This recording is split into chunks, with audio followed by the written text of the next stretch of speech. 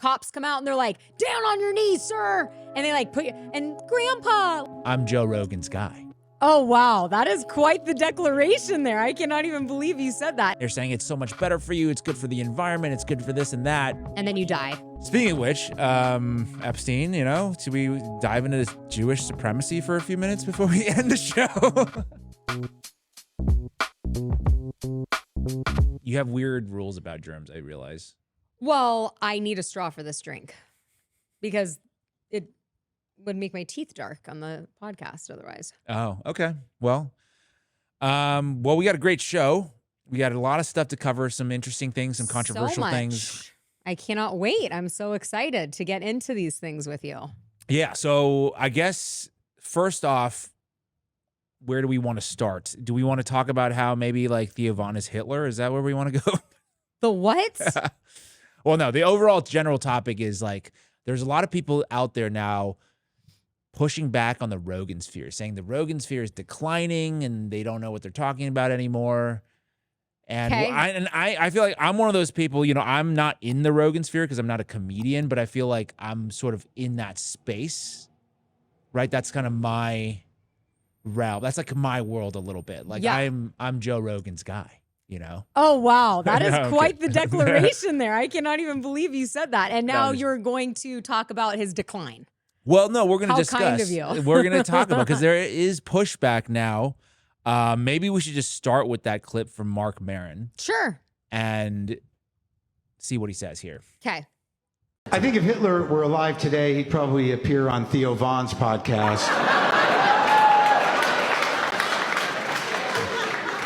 And Theo would be like, see, y'all did a lot of meth, right? I mean, all the Nazis were all fucked up on meth, right, Hitler? That shit'll make you crazy, dog. I did some meth once. I was up for 3 days, and then I ate a live bird. No shit, Hitler, a live bird, bro. Hey, Hitler, you probably didn't even hate the Jews. That was just the meth making you crazy, dog. Hey, Hitler. Do you want to apologize to all the Jews right now on my show? No? I get it. All right, funny or not funny? Not funny. I think because you like this guy, right? Don't you like this guy? I like him on Sticks. I like him on the HBO show. He needs to stick to acting. I think he's a horrible comedian. And I think that he named his HBO special Panicked because that's exactly what the Dems feel right now because they have nobody running a real contender running for president in 2028 and they're panicked. They're trying to figure out how can we shit on these comedians and these podcasters. They're still trying to figure out why they lost the election and they're blaming it on Joe Rogan and Theo Von. But the reality is that him trying to impersonate Theo Von was probably the funniest part of his whole entire... I thought it was a pretty good impression of Theo Von. You did? I thought it was decently good. Oh my God, it was horrible. I watched that and I think, and maybe it's you, I don't know. I think, who thinks that's funny?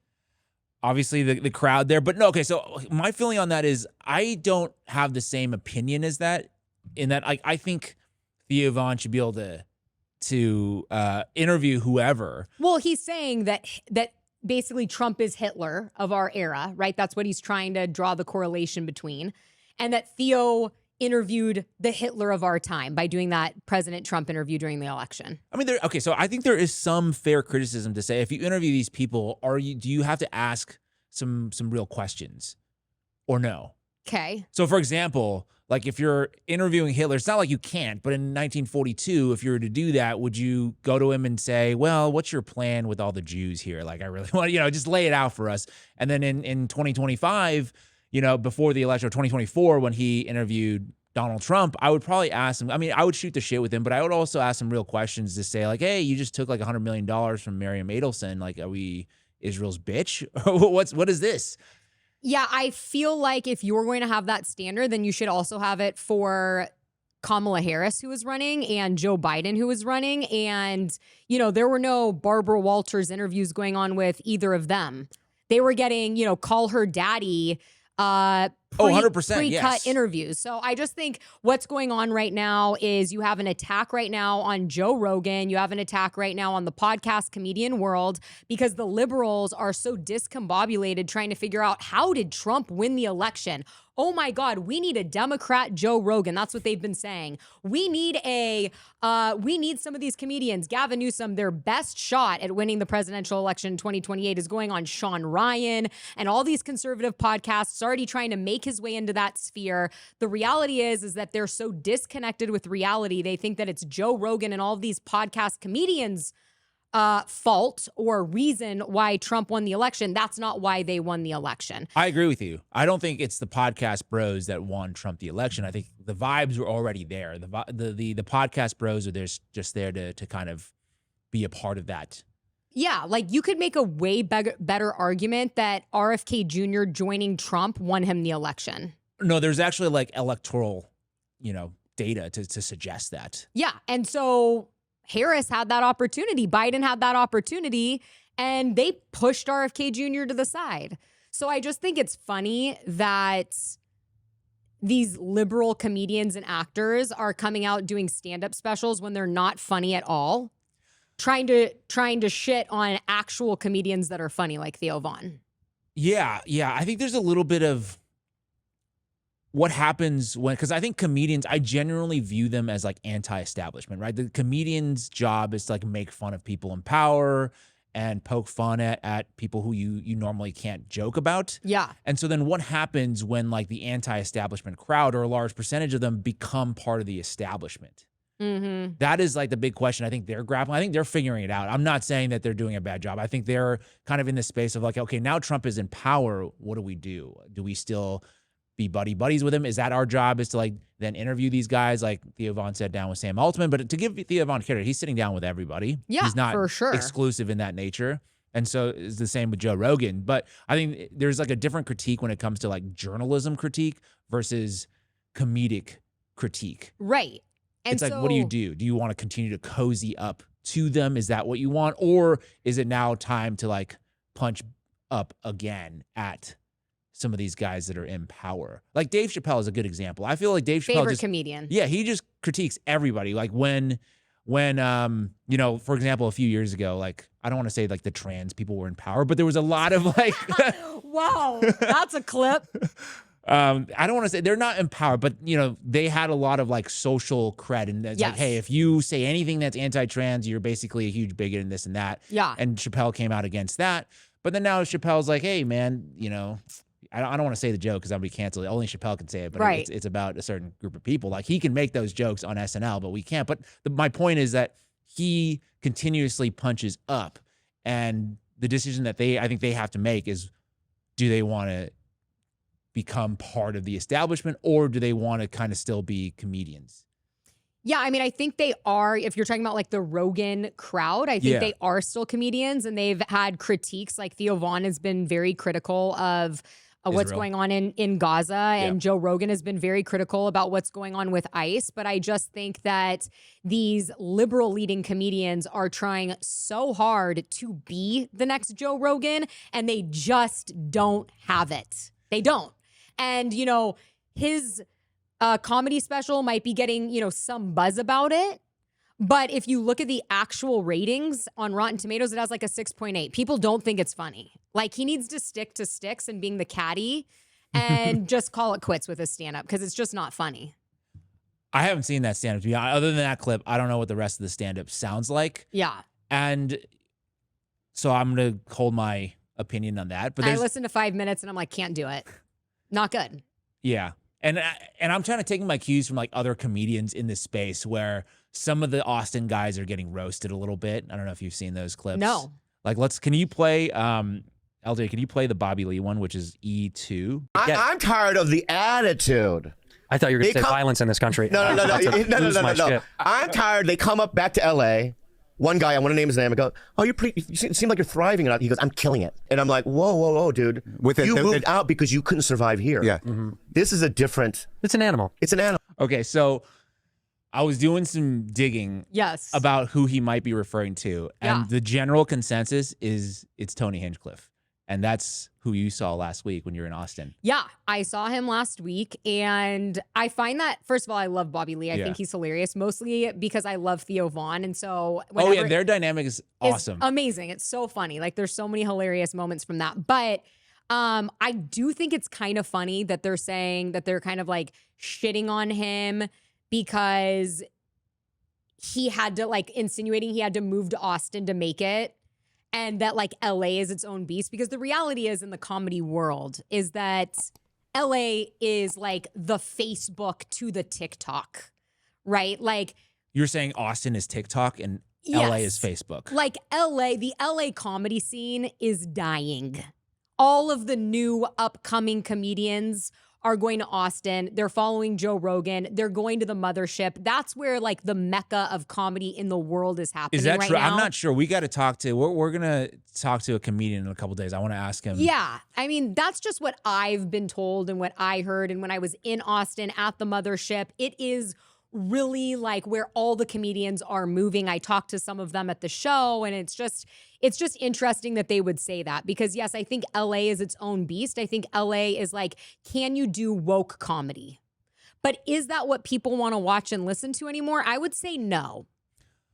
I don't know. I think what do you mean by woke comedy? What is I mean, woke like, comedy? you have to be censored if you're going to do a comedy show in LA at the Laugh Factory now. Is that true? Because I was at a Comedy Store show last year, and I didn't think it was woke at all. Well, that's good. But it was actually anti-woke. In fact, they were going after all kinds of people. Good. I mean, that's what I think. And the people in the audience were very, very uncomfortable. That's what I mean. That's what I mean, right? Like, you're not going to get the laughs that maybe the rest of the country or the rest of the world would give you in LA, because the culture and society in LA is so woke. That's my point. Where in Austin, if you're making fun of people or different things that are uncomfortable, you're going to get the laugh. And I saw that because I went to a Kill Tony show, and they are brutal there. And everybody is hysterically laughing. Like, they make fun of everybody. They make fun of, there's no censorship there. Put it that way. Interesting. Because I think the critique of Tony is that he just says, like, the most outrageous shit. And it's not necessarily funny. It's just outrageous. That's the critique. It's funny, though. I was there. Like, when he's like the famous Puerto Rico joke. Yeah, right? I mean, I think every comedian doesn't hit 100% of the time. And do you think that joke hit or not? Obviously, it didn't, right? Well, I don't know. I mean, it didn't. It didn't hit for the left. I don't know if it hit for the right. It didn't hit in Madison Square Garden with all MAGA supporters. Because I didn't think they understood, because it's not really a joke. It's just saying, oh, Puerto Rico sucks. Well, and then the media. So you don't even say why it sucks. Yeah, I mean, and he was talking about, like, the Pacific Island, garbage island and stuff. Look, I don't think he hit on that joke. I think it was a bad joke, and it got publicized, and that's the only joke you heard from his set, because the left media was like, these are the people that Trump is, aligning with, these horrible people saying this about Puerto Rican. They're against Puerto Ricans. It became this other thing. But in terms of, is Tony Hinchcliffe funny? I mean, did you watch the roast on Tom Brady? I mean, no, that was epic. He killed. Probably was maybe number 2 compared to, what's that other chick's name? Nikki Glazer. Yeah. Nikki Glazer, I thought, was like the top. They were amazing. Like, it was so funny. So, look, maybe he's not. Tony Hinchcliffe was just, there's a clip that it's element F2, and he's being roasted by the country club adjacent guys. Do you know?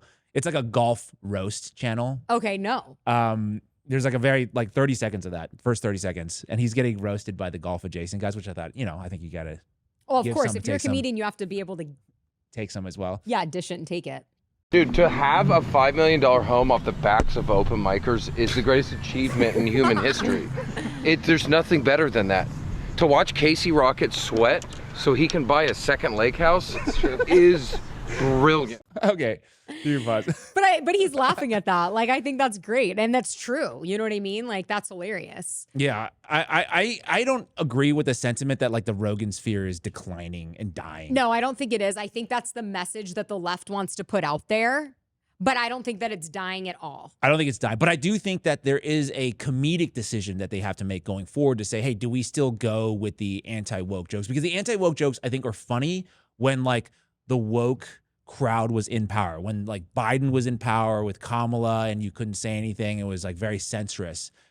about those specific topics, then I think it works really well. But now it's the dynamic has shifted, like who is in power. So then do you still continue with those jokes, or now do you go and make fun of people like Ben Shapiro who are like, oh, Jews need safe spaces on campus and this and that? Like that starts to look kind of ridiculous. And that's, if I were a comedian, which I'm not, that's where I would shift a little bit of my I think with anybody in material. entertainment, you have to keep up with the times or you're going to be stale and it's going to be old.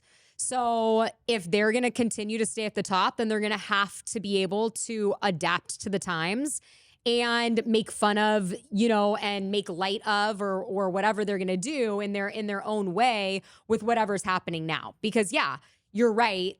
There is still the woke stuff going on, but with Trump in power being anti-woke, that's not really the forefront of what's funny. I mean, I still think it's funny, to be honest, but I see what you're saying. To your point, I think they will have to shift a little bit, and I think that good comedians will. And you're starting to see them shift. Like it's not like I think some of the critique here against these guys is unfair because they are shifting. Like you could see the material changing, like Shane Gillis with his monologue at the ESPYs. I thought was really good, right? He went after the WNBA, but he also went after Epstein. So like everybody's on the table. And that's ultimately what you want in a comedian is like everybody should be on the chopping block to be made fun of. But like, just to be clear, those guys are not going anywhere. They're super popular. No. The Kill Tony tickets that my friend got, only 3% of people in the queue waiting got them. And 3 months of his show's tickets sold out in less than a minute. Yeah. So the demand for that type of comedy where you are just making jokes that most people think but don't say. And by the way, he's so quick. The things that he says. He's a talented guy. And you got to give him credit. He was working the door at the Laugh Factory and the Comedy Store in LA. He has been in this business for a long time and worked his way up. So you got to love to see that, someone be successful. And then also bringing up other comedians. That's the whole premise of his show. So that's my take on that. Yeah, no, I'm sort of halfway there with you. And I agree. Like, I don't think these guys are going anywhere. I think these guys are really funny. And Mark is not replacing one of them. Bomb comedy hour. I saw the first 5 minutes, panicked. Who? Mark, the Sticks actor. Oh, Marc Maron. Marc Maron, great actor on Sticks. Stick with being a caddy. That's what I have to say. I think there's a big. I think when you try to I think comedy is not meant to be like, the material is not meant to like make everybody feel good, right? It's not meant to like make sure like we can't make fun of certain people. Like that doesn't work. That good. Yeah. You have to be willing to go there, but it's like depending for on sure. And there's just some things that are funny and some things that aren't. And him impersonating Theo and fake interviewing Hitler, to me, flop. Yeah. What I would consider is when you are close to like someone in power, you have to kind of be careful of your image. Because I found it incredibly cringe back in the days when, the left-wing comedians were like cozying up to Obama. Do you remember those, like kind of the Daily Show kind of crowd in there? I think it's really cringe. And now with Trump being the president, I think if you just try to curry favor with Trump, to me, it seems cringe. Yeah, for sure. There's you should a make fine fun of line Trump, there. Yeah, of course. Because he's the president. You should make fun of the president, always. I mean. Speaking of which, okay, so this is going to be sort of a more serious turn from the comedic topic. But 401ks. A little executive order, quite a big executive order, I think, in terms of policy changes. So Trump last week just signed an executive order that gives 401ks the ability to invest in alternative assets. That includes crypto, that includes private equity, includes a bunch of other stuff.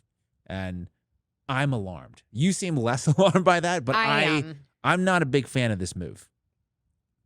Before I get into all the nitty gritty about why I think it's not a good move. Yeah.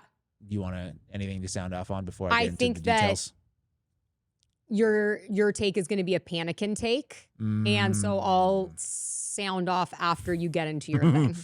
Okay. All right. So I think my main worry is not, the crypto thing, like, do I care, not care? I think we don't really know what's going to happen with the crypto. Yeah. But like one thing that I am very sure of is that this right here is a move to bail out private equity. Because they've been wanting this for a long time. They've been wanting access to 401ks for a long time. Because there's, I think, more than $12 trillion sitting in 401k accounts. Yeah, I think it's like 12 trillion. 12 trillion. So they've been wanting this access for a long time. And with private equity, I think there's a bit of a situation right now, and I'm going to try to break this down in a way that people can understand, because I think private equity is somewhat complicated. But in essence, their fund, they pool money and they're going to buy other companies and then sell these companies. Just happened with Phil's Coffee. Yeah, but the thing is, they're not going to hold Phil's forever. They're going to try to do some things to increase the value of Phil's, and then they're going to sell it off. Okay. So here's the issue right now. So if you pull up C4, this is from Bain, and this is their analysis of current private equity holdings. So it's at the highest level of unsold assets in history, meaning that there's a lot of companies, portfolio companies that private equity has purchased, and it's just sitting there. It's almost like the real estate market, right?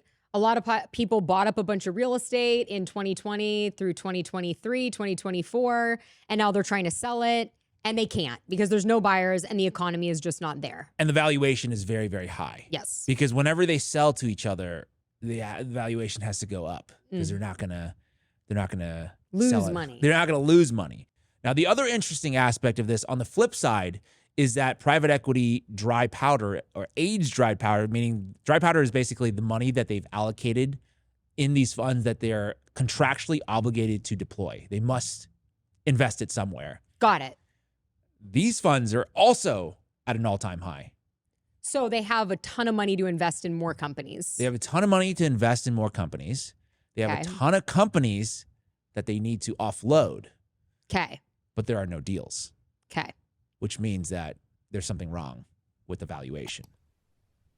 Because you have a lot of money to spend. You have a lot of, you also have the other side, a lot of things to sell, but they're not transacting. Okay. So that introduces element E4. And can I just ask, are they not selling because of what's going on in the economy? Like, why aren't they able to sell these companies? Because my hypothesis is that the valuation is too high. The companies are not worth what they're saying. Because what's happening is these are companies that say, hey, we're buying in and it's being valued at a certain amount, like whatever, 100 million, 200 million, whatever they say it's worth, that's it. There's no like market analysis. This is not like the public market where you IPO and the market kind of gets to decide the price of the share. These are things that are opaque. We don't even know how the company is doing. So what happens if they don't sell these assets? They just hold them. You have to. You're contractually obligated to sell. There's a time horizon in these funds. There's a timeline. There's a time horizon for the fund. So then they will just have to sell for less. Yes, but they don't want to. Right. Yes, that is a distinct. At the end of the horizon, they have to offload it somewhere. And that's what Harvard and Yale, they're big endowments, and they've been in private equity for a long time, and they are selling their stakes in their private equity funds at a discount. Okay. Which is also somewhat of a concerning sign as well. Okay. When some of your historical investors are now saying we want out of this. Okay. And the solution seems to be this situation. So Harvard and Yale, right, as I just mentioned, their holdings go on sale, and buyers can use this technique for 1,000% windfalls. So this is the new stuff that they're marketing with the 401ks. They're saying, hey, you can buy these private equity holdings and you can make 1,000% return. Yeah. No, these are, it's not. Well, no, that's what they're saying. That's right? what they're saying. That's what but if you saying. could. And there's a couple headlines like this. Yeah.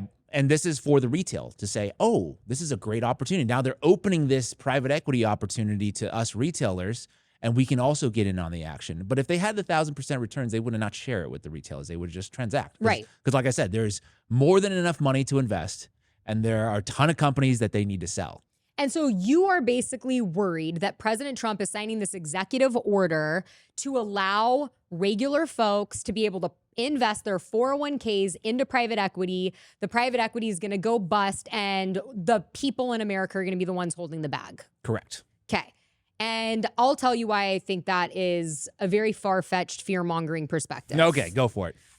First of all, when it comes to 401ks, nobody's forcing anybody to invest in anything. In fact, you can just have your retirement funds to sit You don't have to invest in anything. You could also invest No, but in... nobody's having them sit, though. No, there Everybody are. There are. There's like 5% that let them sit, and then there's like another 12% that invest in CDs, very, very low risk options.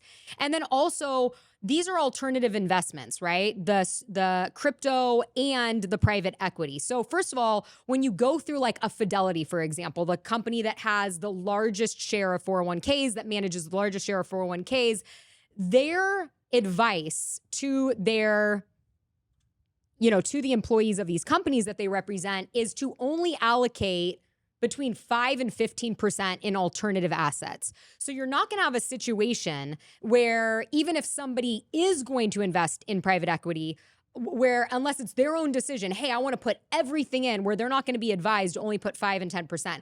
But even the bigger situation here is that for this to roll out on the big screen, this is not a flip of the switch situation, right? First of all, in order for employees to even be able to invest in private equity, first, the employers, the companies, each individual company is going to have to vote to allow private equity to be in their options for the employees to trade in with their 401ks. Well, thus those articles, right? They're like, but I'm just they're saying, writing positive articles saying, hey, no, we want this They're option. saying positive articles, but a lot of companies are probably going to have to go through boards. They're going to have to go through votes. Then it's going to go down to Fidelity. Fidelity is not going to be the one holding the bag, or, have articles written up that we allowed all of our clients to invest in this very risky. Well, tell that to the 2008, the bankers who are, telling all their clients to buy into all of these but I think we mortgage-backed securities I think that we were learned from worthless. that time. And at the end of the day, it is going to be an individual decision. Do I think that it does set up a potential situation where regular average Americans could get rug pulled, right? Where they invest in a crypto, a meme coin, and then the rug's pulled out from under them and they lost their money. Yes, but at the end of the day, that's going to be an individual decision. Nobody's being mandated to invest in private equity. Nobody's being mandated, but they're incentivized to do so. Why? Because the fund managers, 401ks aren't like big money makers for the fund managers because their fee is very, very small. Okay. The private equity fee structure is very different. They have like the 2 and 20 structure where you get 2% of all the money and then 20% of all the gains, right? And so fund managers are going to be able to make more money. I'm sure private equity is like, hey, if you slip some of this into the portfolio, you're going to be able to make more money. So like, yes, they're going to push that on their clients and say, yeah, you want some allocation in this. I mean, sure, so even if you take 5, 10%.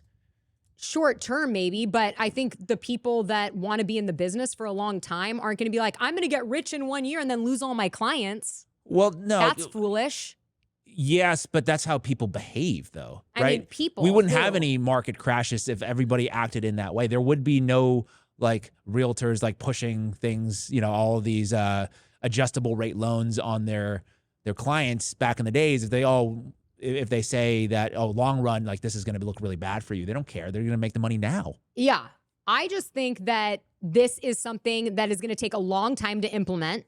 It's not a flick of the switch. No. And a lot of times presidents sign executive orders that go nowhere. You'd have to have Fidelity and these big money management firms say, yes, we want in on this. Then you'd have to go company by company. Those companies would then have to say, yes, I want my employees to be able to invest in these private equity stocks or crypto, whatever it may be. You're gonna have to go through that process. Then each individual employee is gonna have to go to their money manager and say, I wanna do this. They're gonna then be advised, well, you should probably only do about 5%. So I just don't think it's gonna be a situation where, yes, could it be a situation where everybody in America invests their $12 trillion to save out private equity and then everybody's, screwed? Sure. But I think more likely this is just an option for some people, and maybe it's more on the crypto side than the private equity side to get more people to invest in crypto.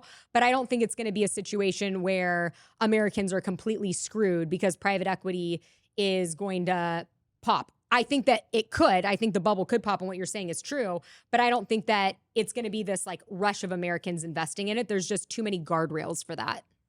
I think you might be right that it's not going to be an immediate collapse because all these companies, they're not going to collapse immediately, right? Because these are opaque. We don't really know what's going on with these companies. So it's going to be like 5, 7, 10 years later that we know, something is like really, really wrong here. Right now, we're just seeing the indicators of something being wrong, but we don't know for sure. Yeah. And to your point, like no, there's going to be guardrails in place. But a lot. Where I'm coming from is like the only reason this exists, this new executive order passed or it was signed, is because private equity lobbied Trump for it. It's not the consumers. It's not the people with the 401k saying, "Oh, we want this, give it to us." Yeah. So what I'm saying is the intent is nefarious.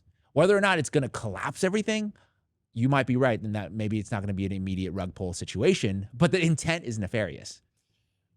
Yeah, it may be, but also if you look at it on the flip side too, there's a lot of people making a lot of money in crypto, and Bitcoin, for example, is something that people invest in to go against inflation, right? And they've made a lot of money in Bitcoin. So it also could, for people that want to take a little bit more risky of a route, it could allow people to make money in crypto or potentially private equity if they invest correctly. But I just think that it's not a situation that is going to happen overnight. I think that there's a lot of process that is involved in getting it to even a point where employees might even be able to invest in private equity. And then at that point, I think they're probably going to be advised strongly, this is a risk, a high risk alternative option. And so if you want to go down that road, just be aware you could lose this portion of your 401k. Versus if you invest in these more conservative avenues, you will make 2 to 3% a year like CDs. I think it all comes down to disclosure and how they roll this out, right? If they say, hey, you're opening up to private equity, to crypto, there's risk involved, just so you're aware, and people still do it, then that's on them, right? I'm a big fan of, just informed consent. This is one of those things. But if it's one of those things that they hide into these like target funds, right? Because a lot of times you go to your 401k, like, oh, how much return do you want? And there's like a target date. It's like, I want to make X money by this date. Yeah. And they say, oh, well, I want to make 9-10% return every year until this date. Then most people aren't like looking into the nitty-gritty details of like what is in this bucket of things. So what is in this basket of stuff? Well, and I think you also have to put that on the individual person.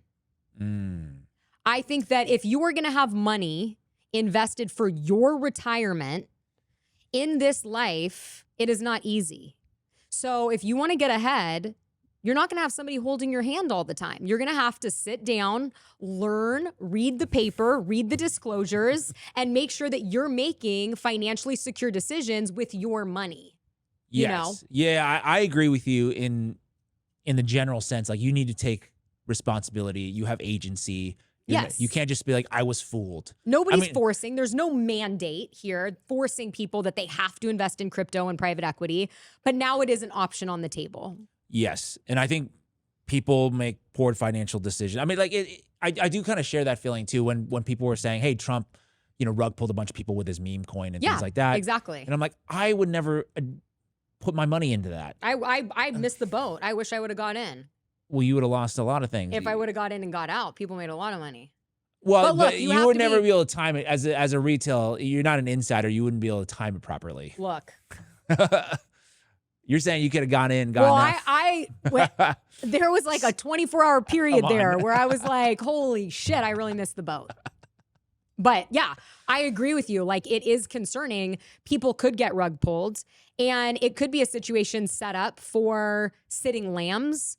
But at the end of the day, you have to be able to take ownership over your own money and read the fine print, right? So you got to read the fine print, but I think there is an incentive for these corporations to manipulate the fine print, to trick you with articles and, oh, you're going to miss this great opportunity. And people get emotional about things. And the same, I think, with food, right? That's a lot of things that we talk about, and we're going to talk about in a second here with like, they're creating all this, artificial things, and they're saying it's so much better for you. It's good for the environment. It's good for this and that.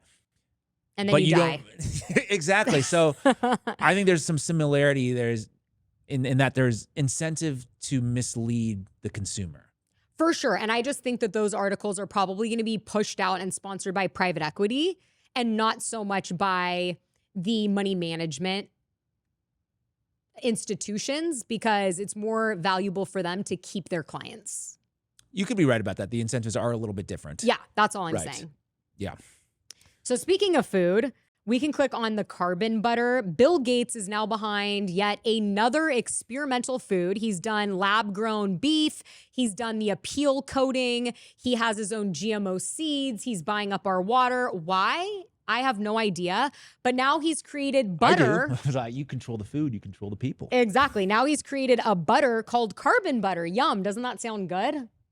Well, let's see. It looks, smells, and tastes like the butter we're all familiar with, but without the farmland, fertilizers, or emissions tied to that typical process. And this butter breakthrough, it's happening right here in Batavia. Yummy. What is it? In the middle of an industrial park in a suburb west of Chicago, something unprecedented is happening.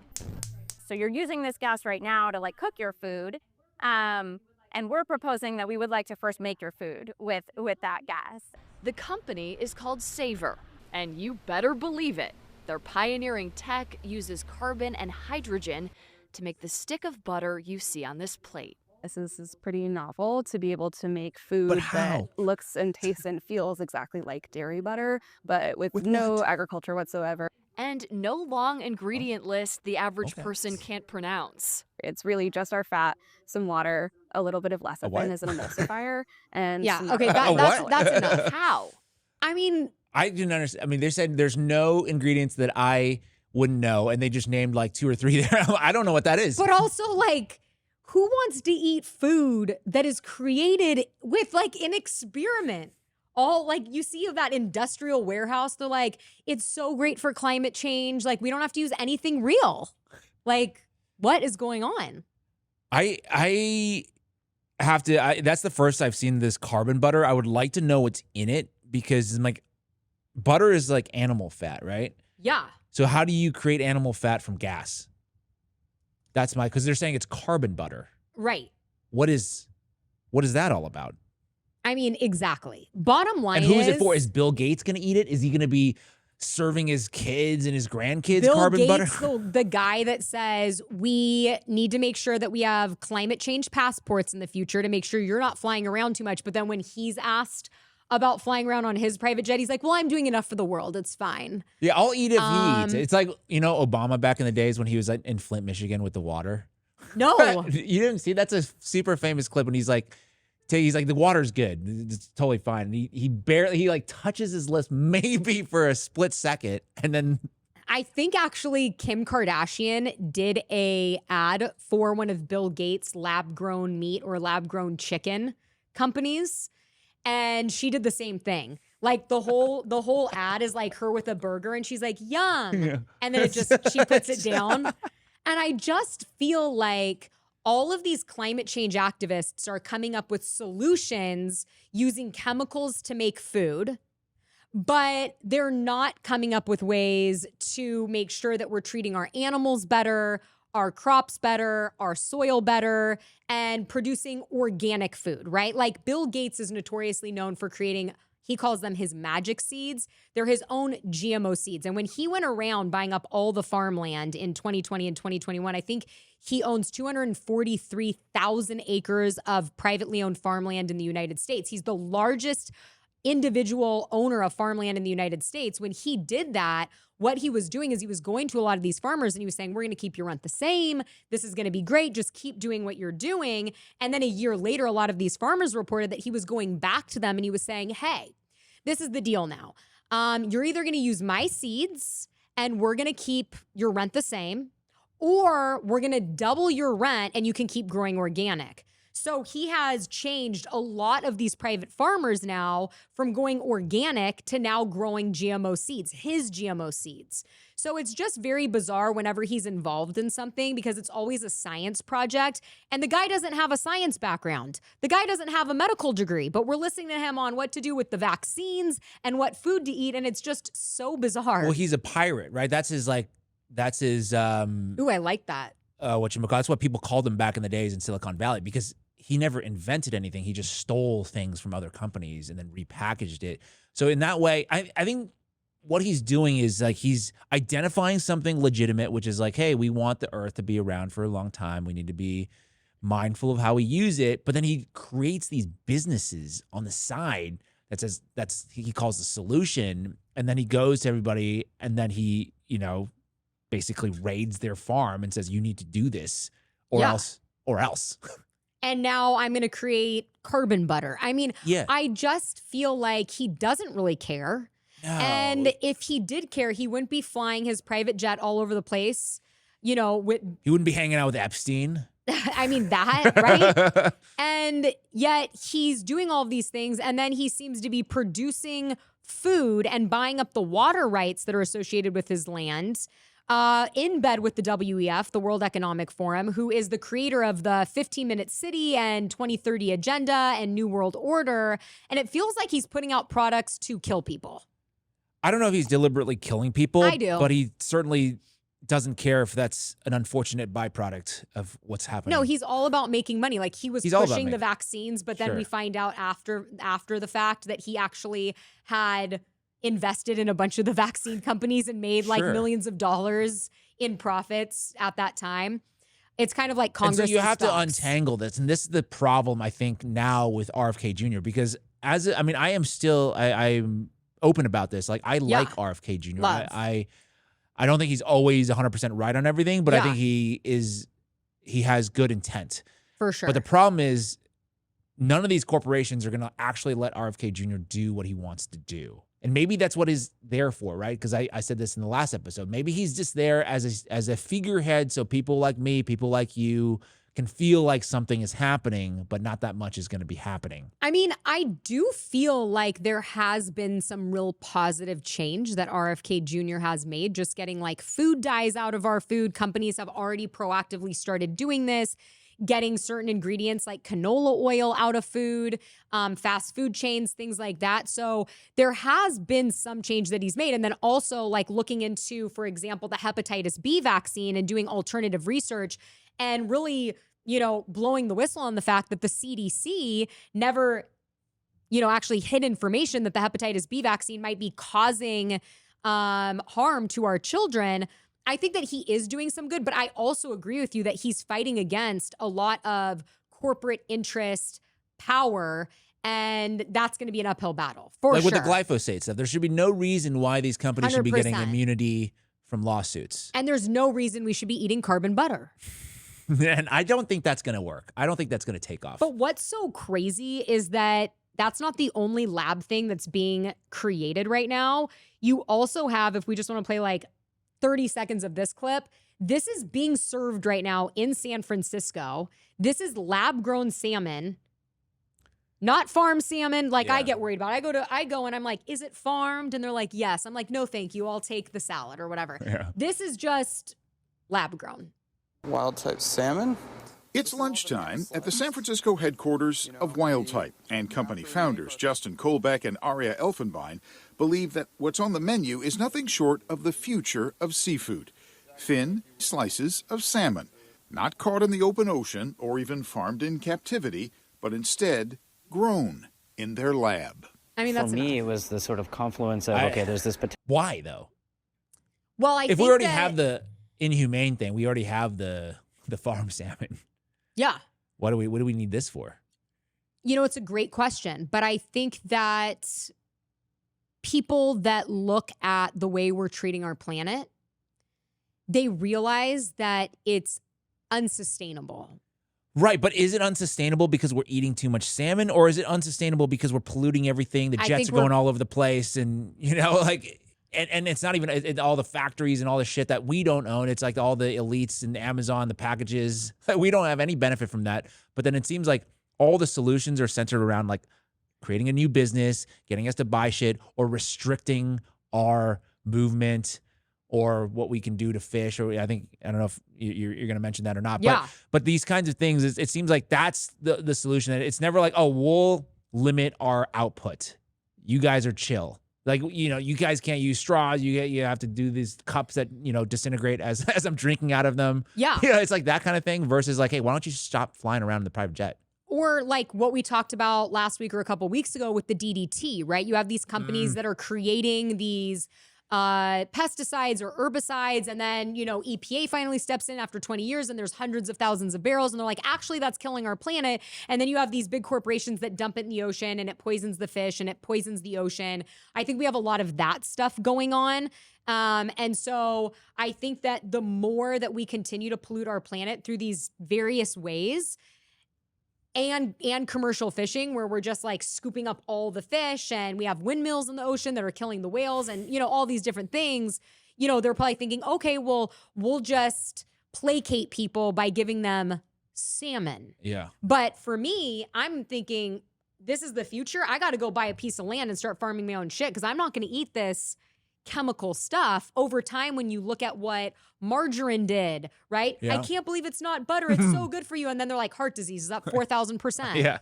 It never usually ends well. No, they haven't tested this out long term. But yet they're going to sell it. Yeah, I don't think and that's the problem. That is a big problem. I think that the best solution for the environment is to just make shit like last longer. Like you're talking about food, high quality food, yes, sustainable food versus like fake food. And the same, it's like, you guys, we just need to stop, making iPhones. There's no reason like we should release an iPhone every 6 months. Like just make the iPhone last like 5-10 years, because they've been the same basically for 5 to 10 years anyway. Yeah. Just do that. And the reason why they can't do that is because then you can't sell shit. Well, it's like, I don't know if you ever heard this, but years ago, 20 years ago, I heard they've created a light bulb. Oh, that lasts forever. That lasts forever. Yeah. They purposely give it a shelf life of like 3 months or however long it is. Yeah, so one in my kitchens are 3 months. So because they want you to keep buying. So it's just profit over people, profit over the environment, profit over animals. And we're going to be the ones, eating carbon butter and lab-grown salmon. And they're getting their real fish. They still have their stockpile of real fish. They're not 100%. They're not eating this lab-grown 100%. salmon. And on that note, I would like to talk to those guys, though. What about those two founders, right? Who? The lab-grown salmon. Are they eating the salmon? Are they serving that to themselves? Well, it'd be a great question, right? We need to get them and Bill Gates, put a little butter on it and be like, go ahead. Yeah, here we go. Bon appetit. But yeah, they are in Canada in the name of climate change, also keeping people from fishing and going in the woods. This is one of our fellow news creators. News updates for you. News updates for you. Look at this video. Wouldn't it be crazy if the Canadian government is starting to implement climate change lockdowns? It would be crazy. We're here. We made it. We knew it was coming. So, a couple days ago, Nova Scotia government announces that people are no longer allowed to go hiking, fishing, or camping with a penalty of up to a $25,000 fine. $25,000. That is 5 times the fine for a DUI. Just saying. Wouldn't it also be crazy, though, if in March of this year, the Nova Scotia government lifted a long-time standing ban on uranium mining? Hello! Obviously, they were doing that because of public pressure, but does anyone feel like we've already lost the war to the machines? Like we're mining uranium to keep AI technology going and we're going to kill ourselves to do it. Great idea. Money, because we need money. Well, just about 2 hours ago, New Brunswick, another East Coast province, has now banned people from going in the woods. So get ready. We can't let this slide. Yeah. I mean, I don't know what's going on in Canada. I'm not from there. I don't know what the government is all. I don't really know about Canadian governmental culture, really. Are they being hypocrites by doing this? Or is like Justin Trudeau and Mark Carney like, big fishers and then just preventing everybody else from fishing? I mean, yeah, I don't know, but I do think, and we have this article here, I do think that it's just reminiscent of the 2021, 2020 lockdowns where the government is saying that we're doing it for your health and we're doing it for your best interest. And really, that's not the case, because now, of course, in hindsight, we look back at those lockdowns and people became more depressed. There were more drug addicts. Learning for, our young children declined. People became more suicidal. There's all these different things that happened. And now it's just kind of crazy that literally, if you go in the woods, if you camp, if you fish, they are strict fines on this. The ban is being enforced with strict penalties, including fines that could reach up to $25,000 for violations. But it's cool that homeless people are camping all over the place. Right. So you just wonder with this lab-grown food stuff going out, and then different countries that were very, closely aligned. Obviously, they're our neighbors, Canada. And we saw what happened with the lockdowns. If different policies will start to be implemented there as kind of a testing ground? Yes. Because Canadian citizens, from my understanding, I don't know if this is 100% sure, but this is what I've told, they're a bit more trusting of the government still compared to the U.S. So they believe that their government has their best interests. And maybe they do a little bit more than the U.S. I do believe that probably is true because I think there's less corporate influence. I think they have a little stricter rules around lobbying and things like that. So I don't know how this is going to be taken. But I think here it's like there's no beating around the bush. I don't think our representatives really represent any people. No, so no when matter they tell, what country like if you're they living tell me in that, or- we're going to do this because it's better for you, I'm like, bullshit.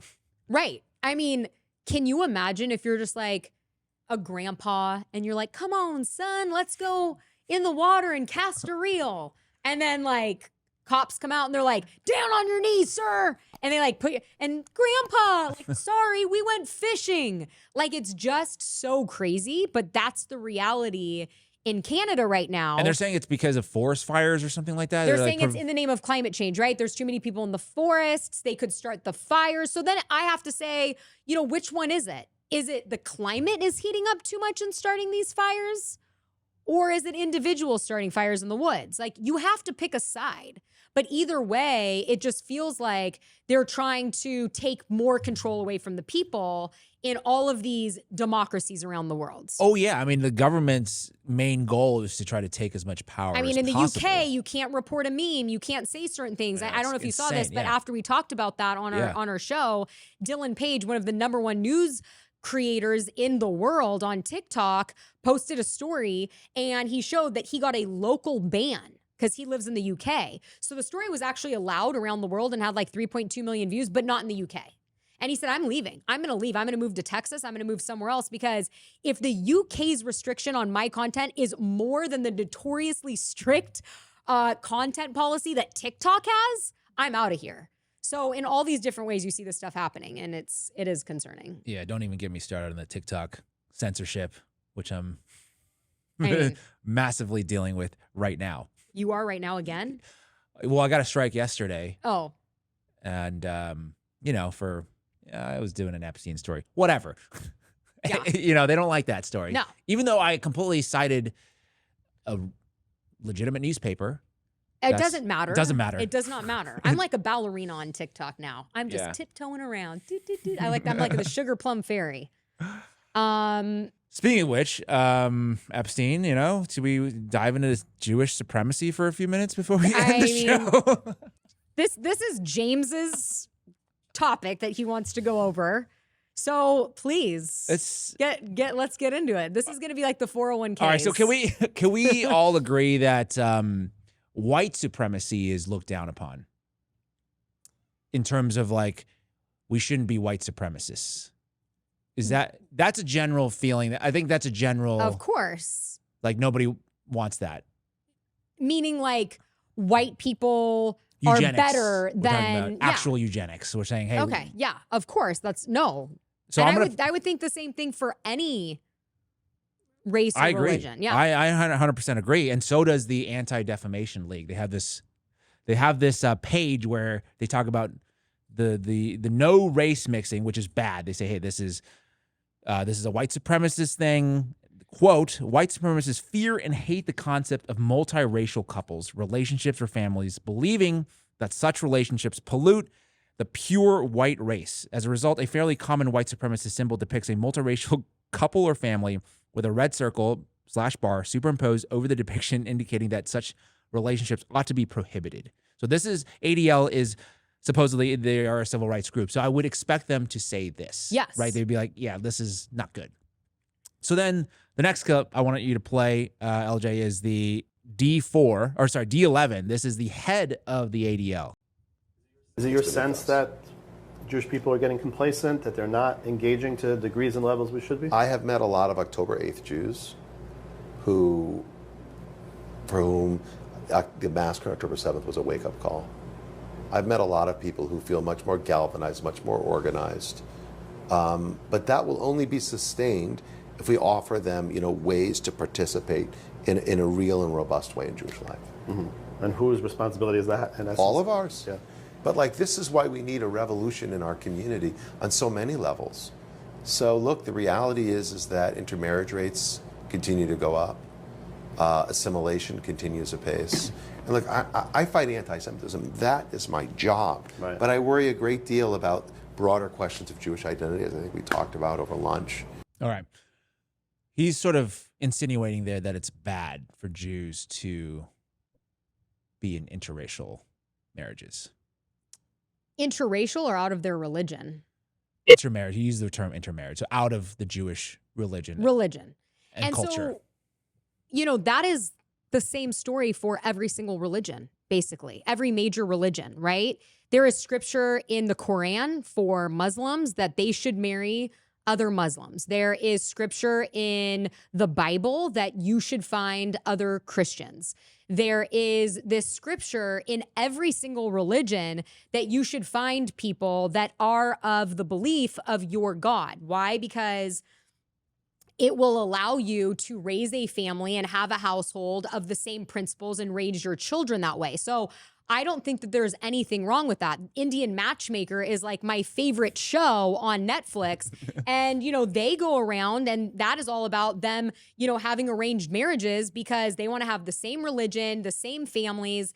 And I think that that is something that people want to protect. And I don't think that there's anything wrong with that at all. And I think that, when you look at the Jewish religion, they are the smallest portion of the world population in terms of religion when you compare it to Christians and Muslims. And so why would we be going after them for wanting to have their people continue on and their religion carry on? I feel I'm not going after. I don't disagree with you in that. I think it's fine for Indians to want to be with other Indians and whatever religion, Christian or Catholic, want to marry another Catholic. I don't have any problem with that. The few problems I have with this is he's the head of a civil rights group. Yeah. So that's. But is he talking on behalf of the ADL in that interview? Because he also has his own. Well, as the head of the ADL, you're talking on behalf of the ADL always. You're not doing a personal interview. Like the head of the U.S., like Donald Trump is always speaking on behalf of the United States of America.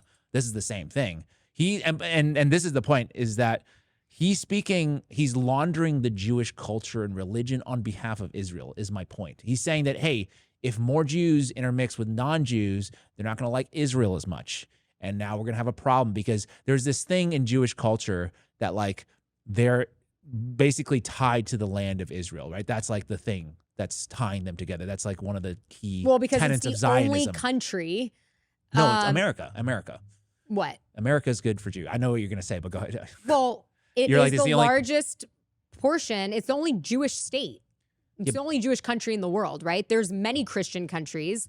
There's America many is Muslim, a Jewish country. America is a country for everybody. But really, overall, it's a Christian country. And the reason why Jewish people are concerned about their population and their religion dying off is because of what happened to them in the Holocaust. A lot of these people, I'm sure this guy here may or may not have had relatives that were killed by Hitler in concentration camps. And so there is this fear that Jewish people have that if we don't, as a culture, collectively make sure that we are protecting our people, other people are not going to protect it. And I don't think there's anything wrong with that. I don't think there's anything wrong with that either, but he's using Israel and Jews synonymously. I didn't hear him say that there. But that's what the point of the organization is. They don't actually care about protecting Jews. So he said his job is like protecting or is fighting anti-Semitism, right? And anti-Semitism, according to their own data, has gone up precipitously over the last decade while he's been the head of this organization. So I would say he should lose his job because he's not actually countering anti-Semitism. And this is a bit of a complex topic because my take is that this group exists to further anti-Semitism because they need anti-Semitism in order to justify the existence of a Jewish state. And not a state of equal rights, because he was asked in a different interview, I don't have the clip, but they were basically asking, hey, could Israel be a state for Jews and for Arabs and for Muslims. Is that a thing? Could that be possible? Well, if you were to go to some Muslim states and ask them the same question, what do you think they would say? I don't know, but we're not funding those Muslim states. That's my point. I mean, some of them we have historically. Historically, because of the oil and everything like that. Yes. And I would also have a problem with that. I'm just saying we have historically, and I guarantee you they would say no. They would say, no, we're not going to have a Muslim and Jewish state. Correct. But they also say, and I'm talking about Israel, is that they say we're a democracy. But you and can't, in many ways they are, right? Like, but you can't be a democracy and say like, oh, one religion has like more rights than other religions. Well, you can't have like a second class citizenship for non-Jews as a democracy. And there's a lot of different religions that live in Israel, and I don't think that they would say that they're second-class citizens. There's like roads that you can go on, and you can't go on depending on your religion. Well, it's like a fast track if you're Jewish in Israel. There's just some, it's like an apartheid situation where there are certain roads, like in the West Bank, for example, only Jews can go on that road. And if you're a Palestinian, you have to go on a different road. Yeah. So like so what I'm saying is they keep trying to tie us to the same thing, but we're not. LJ, do you have a clip? What is this clip here? The national symbol of Iran, the Islamic Republic of Iran, is a sword. That's what's on their flag. The national symbol of Israel is the shield. It's the Star of David. The symbol of our people is not a weapon of war. It's an instrument of defense. The thing that most embodies our entire ethos is not harming others. It's, again, creating a better world. This is fundamental to our tradition for thousands of years. And so the idea that our national anthem would be the Hatikvah, would be the hope, I should say it's the Israel's national anthem. Okay. All right, you can pause. So he sort of Freudian slipped there that he's Israeli. So like that's my whole problem with this project is that they don't actually represent Jewish people. They just represent Israeli Jews. So here's my thing. And so he's supposed to be ADL. This is an American civil rights group. And he's multiple times saying our national anthem, our symbol, as if he was Israeli. Yeah. What's that all about? Well, I think that it's the homeland for many Jewish people, right? And so it's their Mecca. And so they are going to be wanting to defend it. And when they saw what happened in October 7th, having grandparents that were taken to concentration camps, that triggers something in that population that, oh my God, they're after us again. And you and I don't know what that's like.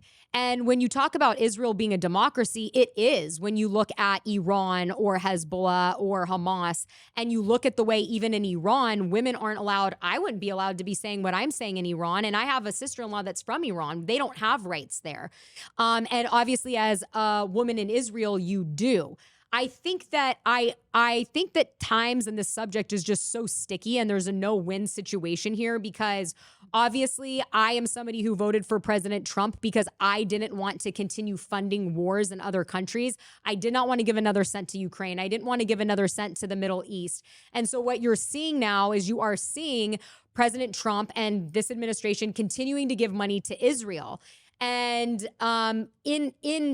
ahead of other things that Americans would need. I think that Israel is a sacred place for Jewish people. And I think that that is very important to the Jewish population. And it is something that needs to be protected. But that doesn't mean that they shouldn't be able to do that on their own. And of course, rely on their allies. But I understand with what you're saying, where it gets muddied because so many of our politicians take money from these different organizations. So it's just like a very tough situation.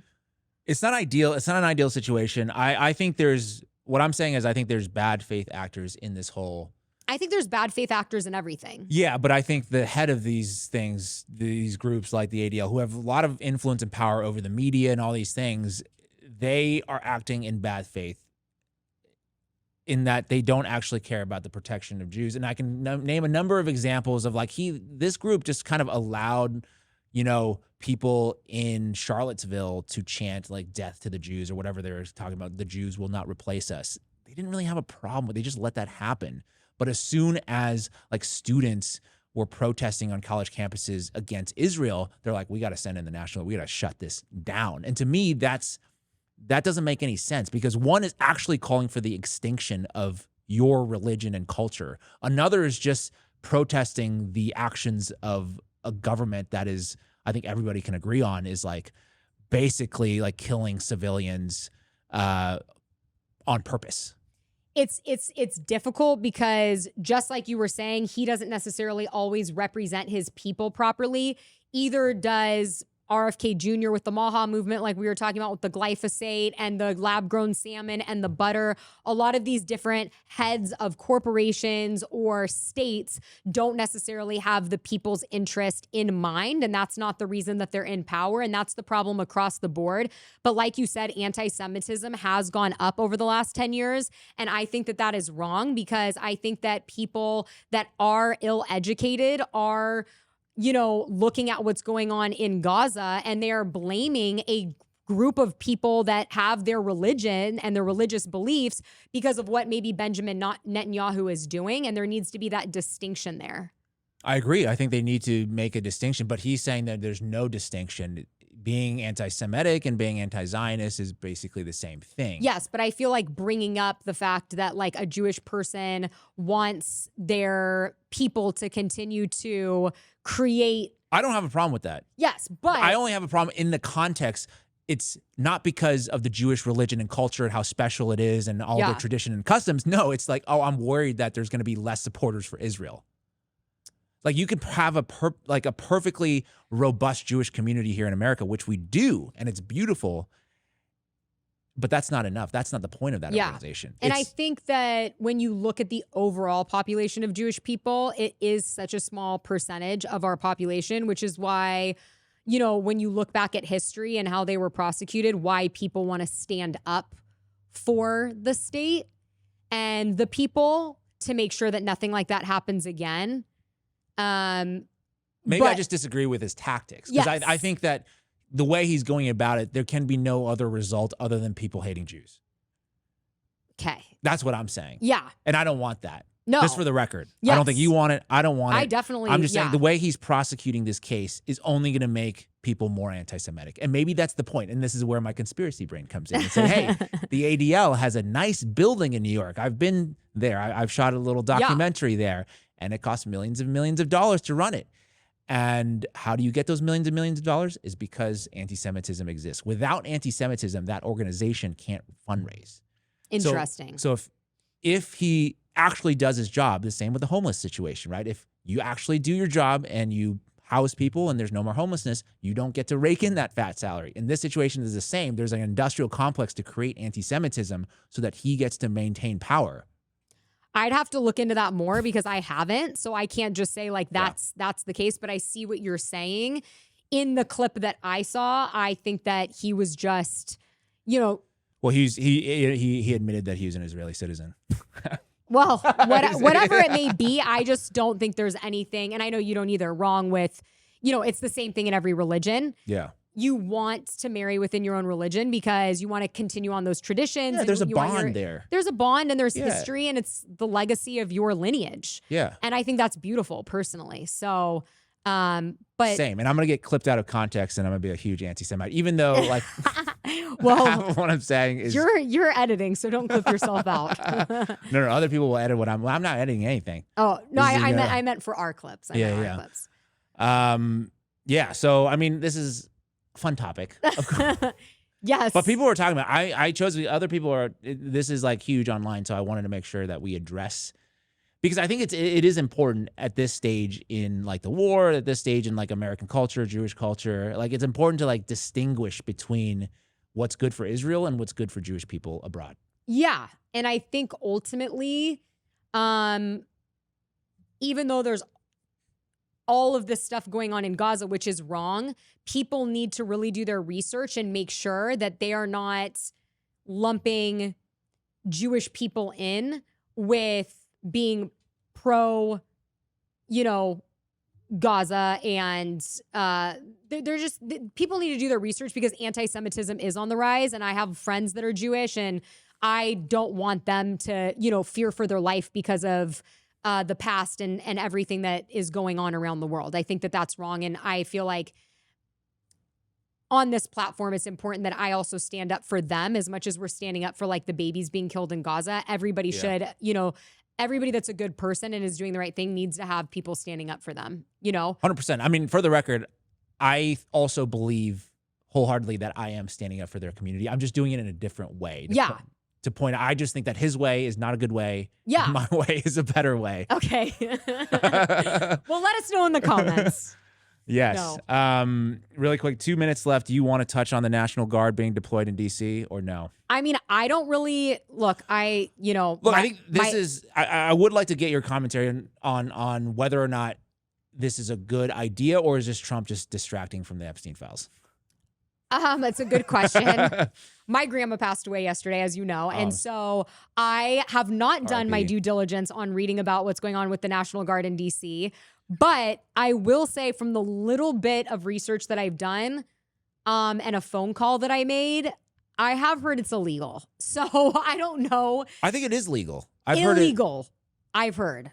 Oh, I heard it was legal. I heard it was illegal from a former federal judge. Some Home Act or something like that. So yeah, but if you have a clip, I mean, I don't have a clip, but I think based on the analysis that I've seen, they're saying this has much more legal grounding than him deploying the National Guard in LA. Oh, interesting. Yeah. Okay, so I don't know. Because DC is interesting because DC is not a state. It has like special rules where like the federal government can kind of impose their will because it's like a special district. Yeah. So they can do this.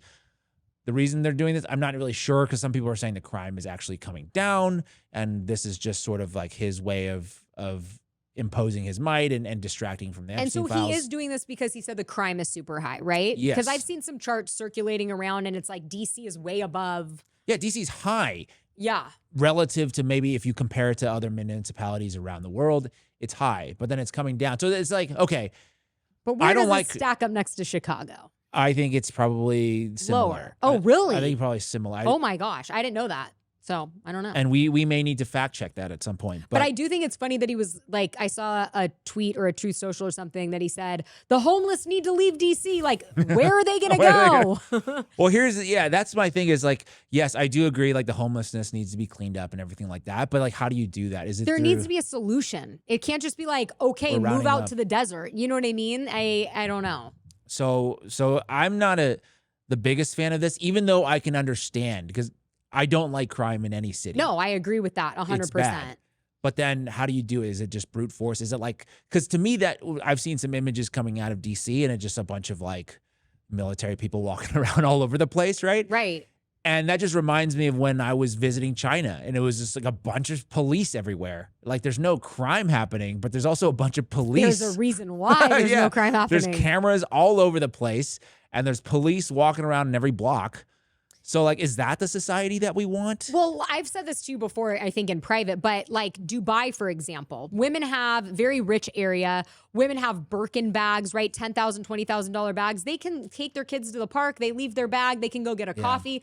They never worry that anybody's going to steal the bag because they know that their laws, if someone steals the bag, they're getting their freaking hand chopped off. Yeah. And I do think that if you had some laws like that, that's not really that bad of a thing, right? Like, my mom went to a consignment store the other day and she, in Calabasas of all places, very nice area, and found out that 5 masked guys went in there, by the way, next to an Erewhon, went in there and robbed all of the jewelry. Like, not ideal.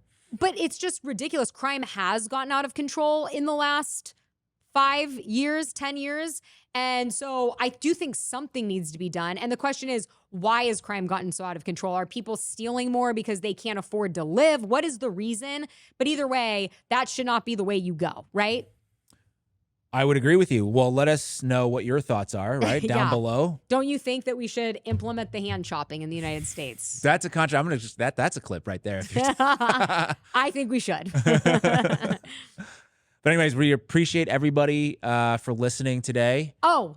What's up? I want to do a shout out to our new founding father, Stella, on Patreon. And we have not given our Patreon members really anything yet. James and I are just still getting this thing up and going. But we did film a really exciting interview last Friday that we're going to be releasing on our Patreon 3 to 5 days before it's going to be out on YouTube. And we're doing another one Thursday that's going to be released early as well. And some behind the scenes stuff. So yeah, we really it's appreciate coming, and we love you. Stella, thank you so much. We really appreciate everybody's support, because I didn't know, honestly, maybe I thought I did, but then, you know, running a podcast is actually quite difficult. There's a lot of shit that goes on. I mean, I was used to doing my TikTok lives. Like my level was like setting up a ring light and like a mic and then just going. Yeah. So it's a full production, but we're getting the hang of it. Getting the hang of it. So really, really appreciate it. Like the early supporters being there for us is like so critical. 100%. And we're going to get those mugs made and sent to you. So be Anyways, ready. Thank you guys so much. Subscribe on YouTube. That could be, if you don't have the money to give, totally fine. That's the biggest thing you can do for us. Subscribe, watch us wherever you want. Like, Spotify. comment, share. Exactly. And let us know what you think about all of this down below. Thanks, everybody.